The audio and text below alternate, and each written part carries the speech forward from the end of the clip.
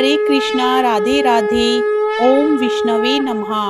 मित्रों, आज बृहस्पतिवार के दिन आज आप सभी सुनेंगे बृहस्पति देव की व्रत कथा। जो भी कोई मनुष्य बृहस्पतिवार के दिन बृहस्पति देव की इस कथा को सुनता है, भगवान बृहस्पति देव की कृपा से उसकी हर मनोकामना पूर्ण होती है। तो आइए पूर्ण श्रद्धा भाव और प्रसन्नचित मुद्रा में भगवान बृहस्पति देव की इस व्रत कथा को सुनते हैं। भारतवर्ष में एक प्रतापी और दानी राजा राज्य करता था। वह नित्य गरीबों और ब्राह्मणों की सहायता करता था। यह बात उसकी रानी को अच्छी नहीं लगती थी। वह ना ही गरीबों को दान देती, ना ही भगवान का पूजन करती थी और राजा को भी दान देने से मना किया करती थी। एक दिन राजा शिकार खेलने वन को गए हुए थे, तो रानी महल में अकेली थी। उसी समय बृहस्पति देव साधु वेश में राजा के महल में भिक्षा के लिए गए और भिक्षा मांगी। रानी ने भिक्षा देने से इनकार किया और कहा, हे साधु महाराज, मैं तो दान पुण्य से तंग आ गई हूँ। मेरा पति सारा धन लुटाते रहते हैं। मेरी इच्छा है कि हमारा धन नष्ट हो जाए, फिर ना रहेगा बांस और ना बजेगी बांसुरी। साधु ने कहा, देवी तुम तो बड़ी विचित्र हो। धन संतान तो सभी चाहते हैं, पुत्र और लक्ष्मी तो पापी के घर भी होने चाहिए। यदि तुम्हारे पास अधिक धन है तो भूखों को भोजन दो, प्यासों के लिए प्याऊ बनवाओ, मुसाफिरों के लिए धर्मशालाएं खुलवाओ। जो निर्धन अपनी कुंवारी कन्याओं का विवाह नहीं कर सकते, उनका विवाह करा दो। ऐसे और कई काम हैं जिनके करने से तुम्हारा यश लोक परलोक में फैलेगा। परंतु रानी पर उपदेश का कोई प्रभाव ना पड़ा। वह बोली, महाराज आप मुझे कुछ ना समझाएं। मैं ऐसा धन नहीं चाहती जो हर जगह बांटती फिरूं।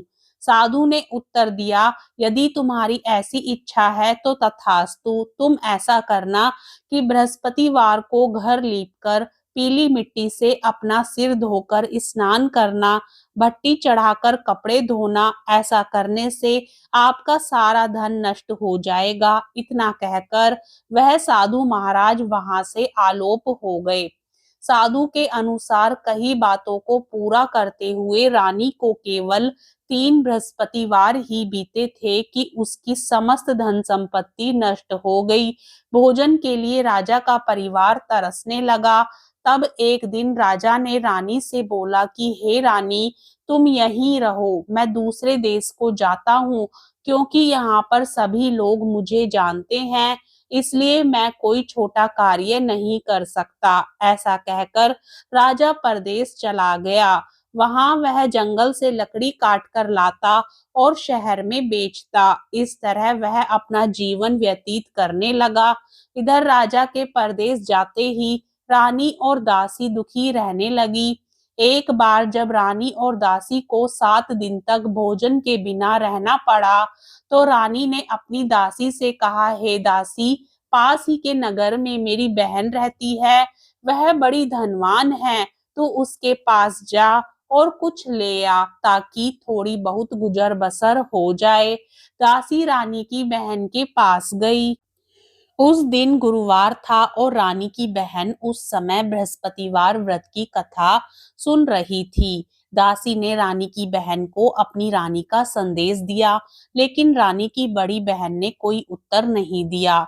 जब दासी को रानी की बहन से कोई उत्तर नहीं मिला, तो वह बहुत दुखी हुई और उसे क्रोध भी आया। दासी ने वापस आकर रानी को सारी बात बता दी। सुनकर रानी ने अपने भाग्य को कोसा। उधर रानी की बहन ने सोचा कि मेरी बहन की दासी आई थी, परंतु मैं उससे नहीं बोली, इससे वह बहुत दुखी हुई होगी। कथा सुनकर और पूजन समाप्त करके वह अपनी बहन के घर आई और कहने लगी, हे बहन, मैं बृहस्पतिवार का व्रत कर रही थी, तुम्हारी दासी मेरे घर आई थी, परंतु जब तक कथा होती है तब तक ना तो उठते हैं और ना ही बोलते हैं, इसलिए मैं नहीं बोली।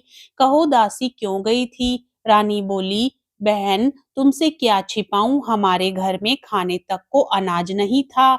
ऐसा कहते कहते रानी की आंखें भर आई। उसने दासी समेत पिछले 7 दिनों से भूखे रहने तक की बात अपनी बहन को विस्तार पूर्वक सुना दी। रानी की बहन बोली, देखो बहन, भगवान बृहस्पति देव सबकी मनोकामना को पूर्ण करते हैं। देखो, शायद तुम्हारे घर में अनाज रखा हो। पहले तो रानी को विश्वास नहीं हुआ, पर बहन के आग्रह करने पर उसने अपनी दासी को अंदर भेजा तो उसे सचमुच अनाज से भरा एक घड़ा मिल गया। यह देखकर दासी को बड़ी हैरानी हुई। दासी रानी से कहने लगी, हे रानी, जब हमको भोजन नहीं मिलता तो हम व्रत ही तो करते हैं, इसलिए क्यों ना इनसे व्रत और कथा की विधि पूछ ली जाए, ताकि हम भी व्रत कर सके। तब रानी ने अपनी बहन से बृहस्पतिवार व्रत के बारे में पूछा। उसकी बहन ने बताया, बृहस्पतिवार के व्रत में चने की दाल और मुनक्का से विष्णु भगवान का केले की जड़ में पूजन करें तथा दीपक जलाएं, व्रत कथा सुने और पीला भोजन ही करें। इससे बृहस्पति देव प्रसन्न होते हैं। व्रत और पूजन विधि बताकर रानी की बहन अपने घर को लौट गई। 7 दिन के बाद जब गुरुवार आया तो रानी और दासी ने व्रत रखा। गुड़साल में जाकर चना और गुड़ लेकर आई। फिर उससे केले की जड़ तथा विष्णु भगवान का पूजन किया। अब पीला भोजन कहाँ से आए, इस बात को लेकर दोनों बहुत दुखी थी, क्योंकि उन्होंने व्रत रखा था, इसलिए बृहस्पति देव उनसे प्रसन्न थे। इसलिए वे एक साधारण व्यक्ति का रूप धारण कर 2 थालों में सुंदर पीला भोजन दासी को दे गए। भोजन पाकर दासी प्रसन्न हुई और फिर रानी के साथ मिलकर भोजन ग्रहण किया। उसके बाद वे सभी गुरुवार को व्रत और पूजन करने लगी। बृहस्पति भगवान की कृपा से उनके पास फिर से धन संपत्ति आ गई, परंतु रानी फिर से पहले की तरह आलस्य करने लगी। तब दासी बोली, देखो रानी, तुम पहले भी इस प्रकार आलस्य करती थी। तुम्हें धन रखने में कष्ट होता था, इस कारण सभी धन नष्ट हो गया, और अब जब भगवान बृहस्पति की कृपा से धन मिला है तो तुम्हें फिर से आलस्य होता है।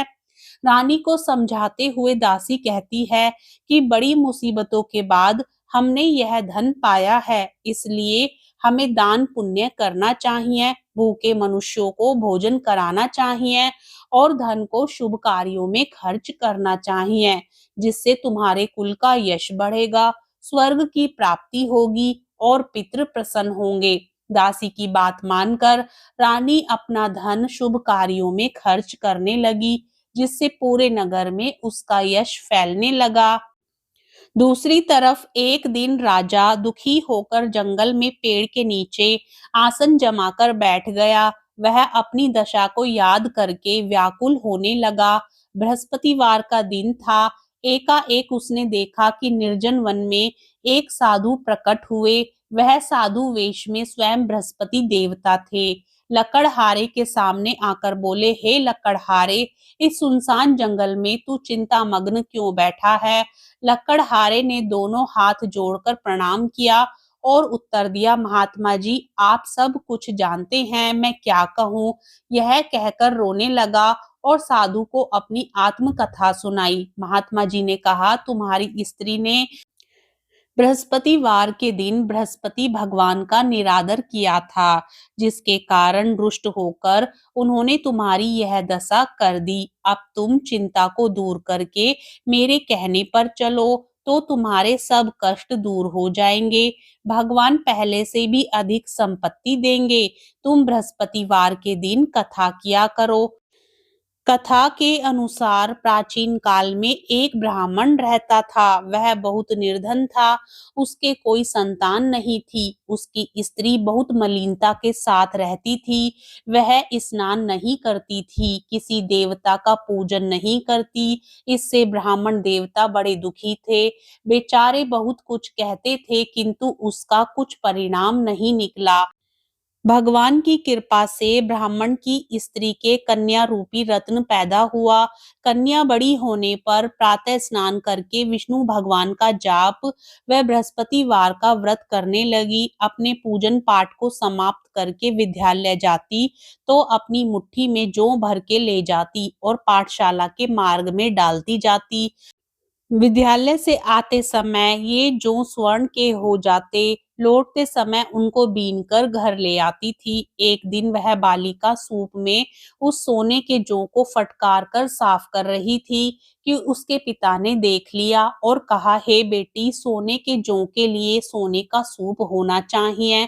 दूसरे दिन बृहस्पतिवार था। इस कन्या ने व्रत रखा और बृहस्पति देव से प्रार्थना करके कहा, मैंने आपकी सच्चे मन से पूजा की हो तो मेरे लिए सोने का सूप दे दो। बृहस्पति देव ने उसकी प्रार्थना स्वीकार कर ली। रोजाना की तरह वह कन्या जौ फैलाती हुई जाने लगी। जब लौटकर जौ बीन रही थी तो बृहस्पति देव की कृपा से सोने का सूप मिला। उसे वह घर ले आई और उसमें जौ साफ करने लगी, परंतु उसकी माँ का वही ढंग रहा। एक दिन की बात है कि वह कन्या सोने के सूप में जौ साफ कर रही थी। उस समय उस शहर का राजपुत्र वहां से होकर निकला। इस कन्या के रूप और कार्य को देखकर मोहित हो गया तथा अपने घर आकर भोजन तथा जल त्याग कर उदास होकर लेट गया। राजा को इस बात का पता लगा तो अपने प्रधानमंत्री के साथ उसके पास गए और बोले, हे बेटा, तुम्हें किस बात का कष्ट है? किसी ने अपमान किया है अथवा और कारण हो सो कहो, मैं वही कार्य करूंगा जिससे तुम्हें प्रसन्नता हो। अपने पिता की राजकुमार ने बातें सुनी तो वह बोला, मुझे आपकी कृपा से किसी बात का दुख नहीं है, किसी ने मेरा अपमान नहीं किया है, परंतु मैं उस लड़की से विवाह करना चाहता हूँ जो सोने के सूप में जौ साफ कर रही थी। यह सुनकर राजा आश्चर्य में पड़ गया और बोला, हे बेटा, इस तरह की कन्या का पता तुम ही लगाओ, मैं उसके साथ तेरा विवाह अवश्य करवा दूंगा। राजकुमार ने उस लड़की के घर का पता बतलाया। तब मंत्री उस लड़की के घर गए और ब्राह्मण देवता को सभी हाल बतलाया। ब्राह्मण देवता राजकुमार के साथ अपनी कन्या का विवाह करने के लिए तैयार हो गए तथा विधि विधान के अनुसार ब्राह्मण की कन्या का विवाह राजकुमार के साथ हो गया। कन्या के घर से जाते ही पहले की तरह उस ब्राह्मण देवता के घर में गरीबी का निवास हो गया। अब भोजन के लिए भी अन्न बड़ी मुश्किल से मिलता था। एक दिन दुखी होकर ब्राह्मण देवता अपनी पुत्री के पास गए। बेटी ने पिता की दुखी अवस्था को देखा और अपनी माँ का हाल पूछा। तब ब्राह्मण ने सभी हाल कहा। कन्या ने बहुत सा धन देकर अपने पिता को विदा कर दिया। इस तरह ब्राह्मण का कुछ समय सुख पूर्वक व्यतीत हुआ। कुछ दिन बाद फिर वही हाल हो गया। ब्राह्मण फिर अपनी कन्या के यहाँ गया और सारा हाल कहा तो लड़की बोली, हे पिताजी, आप माताजी को यहाँ लिवा लाओ, मैं उसे विधि बता दूंगी जिससे गरीबी दूर हो जाए। वह ब्राह्मण देवता अपनी स्त्री को साथ लेकर पहुंचे तो अपनी माँ को समझाने लगी, हे माँ, तुम प्रातःकाल प्रथम स्नान आदि करके विष्णु भगवान का पूजन करो तो सब दरिद्रता दूर हो जाएगी। परंतु उसकी माँ ने एक भी बात नहीं मानी और प्रातःकाल उठकर अपनी पुत्री के बच्चों की जूठन को खा लिया। इससे उसकी पुत्री को भी बहुत गुस्सा आया और एक रात को कोठरी से सभी सामान निकाल दिया और अपनी माँ को उसमें बंद कर दिया। प्रातःकाल उसे निकाला तथा स्नान आदि करा के पाठ करवाया तो उसकी माँ की बुद्धि ठीक हो गई और फिर प्रत्येक बृहस्पतिवार को व्रत रखने लगी। इस व्रत के प्रभाव से उसके माँ बाप बहुत ही धनवान और पुत्रवान हो गए और अंत में इस लोक का सुख भोग कर स्वर्ग लोक को प्राप्त हुए। कथा सुनाने के बाद साधु ने राजा से कहा, इस दिन 2 पैसे के चने मुनक्का लाकर उसका प्रसाद बनाओ और शुद्ध जल से लोटे में शक्कर मिलाकर अमृत तैयार करो। कथा के पश्चात अपने सारे परिवार और सुनने वाले प्रेमियों में अमृत व प्रसाद बांटकर आप भी ग्रहण करो। ऐसा करने से भगवान तुम्हारी सब मनोकामनाएं पूरी करेंगे। साधु के ऐसे वचन सुनकर लकड़हारा बोला, हे प्रभु, मुझे लकड़ी बेचकर इतना पैसा नहीं मिलता जिससे भोजन के उपरांत कुछ बचा सकूं। मैंने रात्रि में अपनी स्त्री को व्याकुल देखा है। मेरे पास कुछ भी नहीं जिससे मैं उसकी खबर मंगा सकूं। साधु ने कहा, हे लकड़हारे, तुम किसी बात की चिंता मत करो। बृहस्पतिवार के दिन तुम रोजाना की तरह लकड़ियां लेकर शहर को जाओ। तुमको रोज से दुगना धन प्राप्त होगा जिससे तुम भली भांति भोजन कर लोगे तथा बृहस्पति देव की पूजा का सामान भी आ जाएगा। इतना कहकर साधु अंतर्ध्यान हो गए। धीरे धीरे समय व्यतीत होने पर फिर वही बृहस्पतिवार का दिन आया। लकड़हारा जंगल से लकड़ी काटकर किसी शहर में बेचने गया। उसे उस दिन और दिन से अधिक पैसा मिला। राजा ने चना गुड़ आदि लाकर गुरुवार का व्रत किया। उस दिन से उसके सभी कलेश दूर हुए। परंतु जब दोबारा गुरुवार का दिन आया तो बृहस्पतिवार का व्रत करना भूल गया। इस कारण बृहस्पति भगवान नाराज हो गए। उस दिन उस नगर के राजा ने विशाल यज्ञ का आयोजन किया तथा शहर में यह घोषणा करा दी कि कोई भी मनुष्य अपने घर में भोजन ना बनावे, ना आग जलावे। समस्त जनता मेरे यहाँ भोजन करने आवे। इस आज्ञा को जो ना मानेगा उसे फांसी की सजा दी जाएगी। इस तरह की घोषणा संपूर्ण नगर में करवा दी गई। राजा की आज्ञा अनुसार शहर के सभी लोग भोजन करने गए, लेकिन लकड़हारा कुछ देर से पहुंचा, इसलिए राजा उसको अपने साथ घर लिवा ले गए और ले जाकर भोजन करा रहे थे तो रानी की दृष्टि उस खूंटी पर पड़ी जिस पर उसका हार लटका हुआ था। वह वहां पर दिखाई नहीं दिया तो रानी ने निश्चय किया कि मेरा हार इस मनुष्य ने चुरा लिया है। उसी समय सिपाहियों को बुलाकर उसको कारागार में डलवा दिया। जब लकड़हारा कारागार में पड़ गया और बहुत दुखी होकर विचार करने लगा कि ना जाने कौन से पूर्व जन्म के कर्म से मुझे यह दुख प्राप्त हुआ है, और उसी साधु को याद करने लगा जो कि उसे जंगल में मिला था। उसी समय तत्काल बृहस्पति देव साधु के रूप में प्रकट हुए और उसकी दशा को देखकर कहने लगे, अरे मूर्ख, तूने बृहस्पति देव की कथा नहीं करी, इस कारण तुझे दुख प्राप्त हुआ है। अब चिंता मत कर। बृहस्पतिवार के दिन कारागार के दरवाजे पर 4 पैसे पड़े मिलेंगे। उनसे तू बृहस्पति देव की पूजा करना, तेरे सभी कष्ट दूर हो जाएंगे। बृहस्पतिवार के दिन उसे 4 पैसे मिले। लकड़हारे ने कथा कही। उसी रात्रि को बृहस्पति देव ने उस नगर के राजा को स्वप्न में कहा, हे राजा, तुमने जिस आदमी को कारागार में बंद कर दिया है वह निर्दोष है, वह राजा है, उसे छोड़ देना। रानी का हार उसी खूंटी पर लटका है। अगर तू ऐसा नहीं करेगा तो मैं तेरे राज्य को नष्ट कर दूंगा। इस तरह रात्रि के स्वप्न को देखकर राजा प्रातःकाल उठा और खूंटी पर हार देखकर लकड़हारे को बुलाकर क्षमा मांगी तथा लकड़हारे को योग्य सुंदर वस्त्र आभूषण देकर विदा कर दिया। बृहस्पति देव की आज्ञा अनुसार लकड़हारा अपने नगर को चल दिया। राजा अपने नगर के निकट पहुंचा तो उसे बड़ा आश्चर्य हुआ। नगर में पहले से अधिक बाग, तालाब, कुएं तथा बहुत सी धर्मशालाएं, मंदिर आदि बन गई हैं। राजा ने पूछा, यह किसका बाग और धर्मशाला है? तब नगर के सब लोग कहने लगे, यह सब रानी और बांदी के हैं। तो राजा को आश्चर्य हुआ और गुस्सा भी आया। जब रानी ने यह खबर सुनी कि राजा आ रहे हैं तो उन्होंने बांदी से कहा कि हे दासी, देख, राजा हमको कितनी बुरी हालत में छोड़कर गए थे।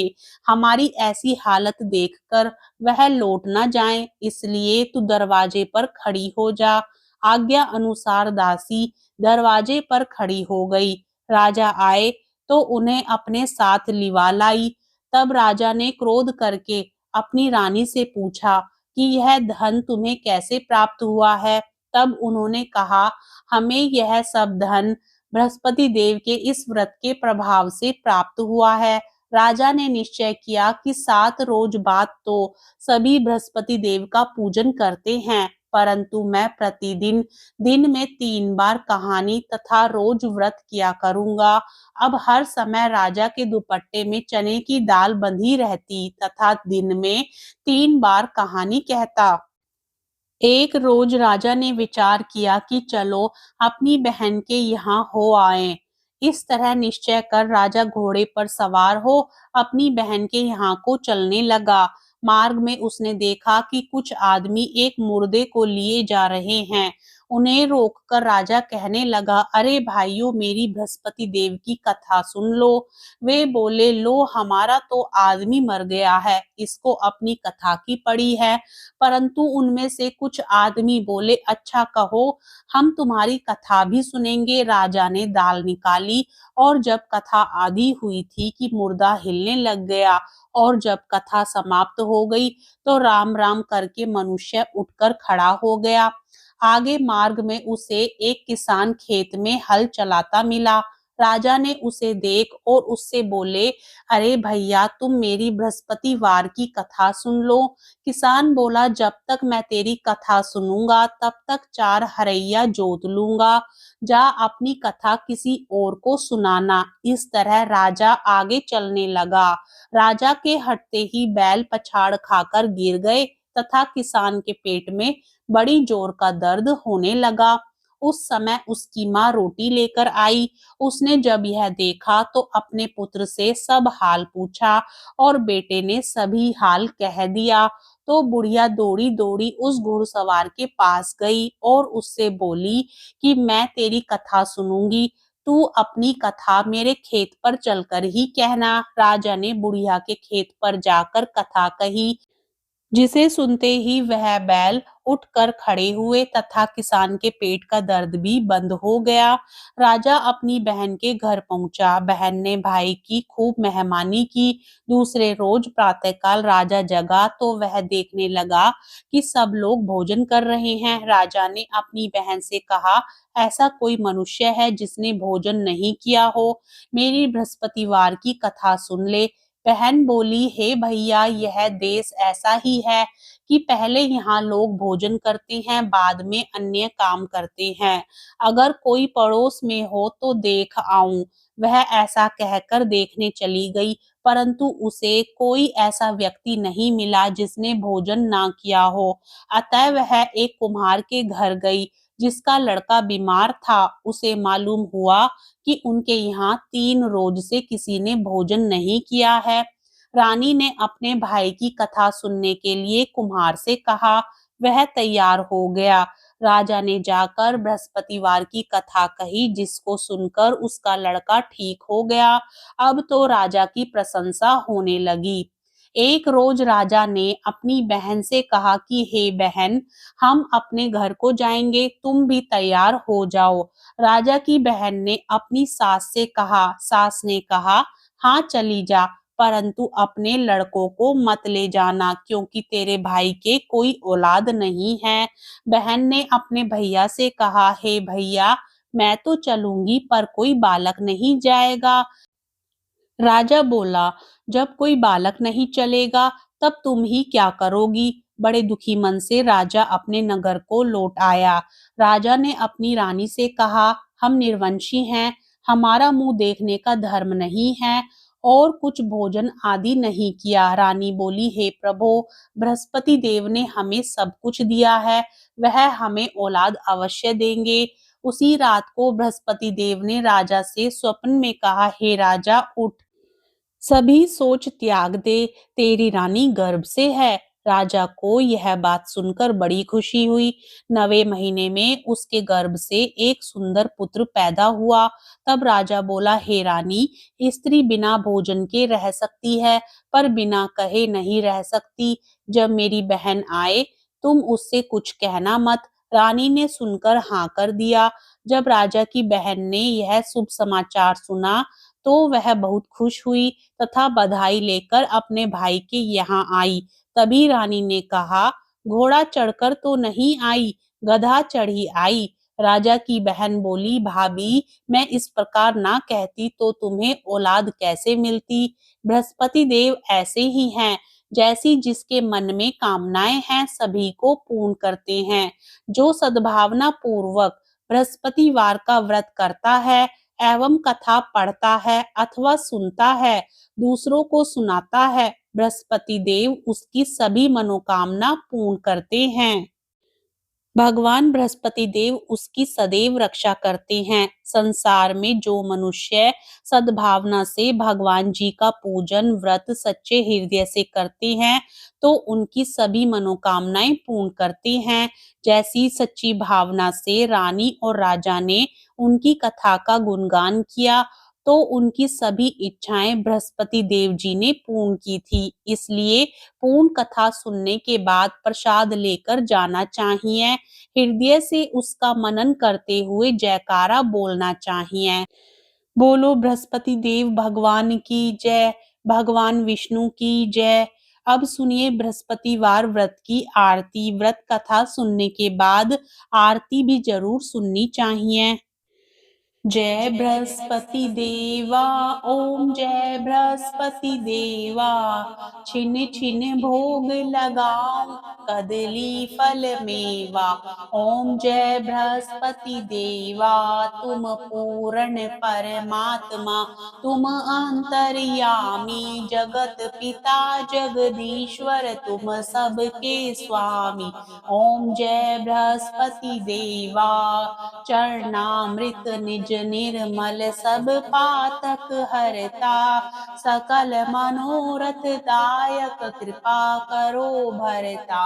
ओम जय बृहस्पति देवा, तन मन धन अर्पण कर जो जन शरण पड़े, प्रभु प्रकट तब होकर आकर द्वार खड़े। ओम जय बृहस्पति देवा, दीन दयाल दयानिधि भक्तन हितकारी, पाप दोष सब हरता भव बंधन हारी। ओम जय बृहस्पति देवा, सकल मनोरथ दायक सब संशय हारो, विषय विकार मिटाओ संतन सुखकारी। ओम जय बृहस्पति देवा, जो कोई आरती तेरी प्रेम सहित गावे, जेठानंद आनंद कर सो निश्चय पावे। ओम जय बृहस्पति देवा। आपको कथा पसंद आए तो वीडियो को लाइक जरूर करें, वीडियो को शेयर करें, चैनल को सब्सक्राइब करें और साथ ही कमेंट बॉक्स में जय बृहस्पति देव जरूर लिखें।